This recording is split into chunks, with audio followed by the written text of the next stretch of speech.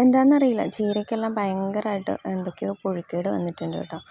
ഇപ്പോൾ രാവിലെ വരുമ്പോഴേ എന്തെങ്കിലുമൊക്കെ നുള്ളിപ്പെറുക്കി നോക്കുന്നതാണ്. പക്ഷെ എന്നാലും ഈ വണ്ടുകളുടെ ശല്യം, വെട്ടിലുകളുടെ ശല്യം ധാരാളമായിട്ടുണ്ട് കേട്ടോ. കാരണം എന്താണെന്ന് വെച്ചാൽ വേനൽക്കാലം ആയതുകൊണ്ട് തന്നെ വേറെ എവിടെയും ഇങ്ങനെ പച്ചപ്പുകൾ കാണാനില്ലാത്തതുകൊണ്ട് തന്നെ അതുങ്ങൾക്ക് ഏറ്റവും കൂടുതൽ കഴിക്കാനായിട്ട് ഇഷ്ടമുള്ളതും അങ്ങനത്തെ ചെറിയ പച്ചപ്പുകളൊക്കെ ആയിരിക്കുമല്ലോ. അപ്പോൾ അതുകൊണ്ട് തന്നെ ഈ രീതിയിൽ അതുങ്ങൾ നല്ലതായിട്ട് തിന്ന് നശിപ്പിക്കുന്നുണ്ട് കേട്ടോ. അപ്പം ഞാൻ വിചാരിച്ചു കുറച്ച് ചീര നമുക്ക് പറിക്കാമെന്ന് വിചാരിച്ചു, വെറുതെ നശിപ്പിച്ച് കളയണ്ടല്ലോ. അപ്പം ഇന്ന് കുറച്ച് ചീര പറിക്കുന്ന വീഡിയോ ആണ് കേട്ടോ. അപ്പം നമ്മുടെ കുഞ്ഞു ചാനൽ സബ്സ്ക്രൈബ് ചെയ്യാതെ കാണുന്ന കൂട്ടുകാരുണ്ടെങ്കിൽ ഒന്ന് സബ്സ്ക്രൈബ് ചെയ്ത് സപ്പോർട്ട് ചെയ്യണേ. കൂടെ ബെല്ലൈക്കൺ കൂടി ഒന്ന് ക്ലിക്ക് ചെയ്തേക്കണേ. അപ്പം നമ്മൾ ചീരയൊക്കെ പറിക്കുന്നുണ്ട് കേട്ടോ.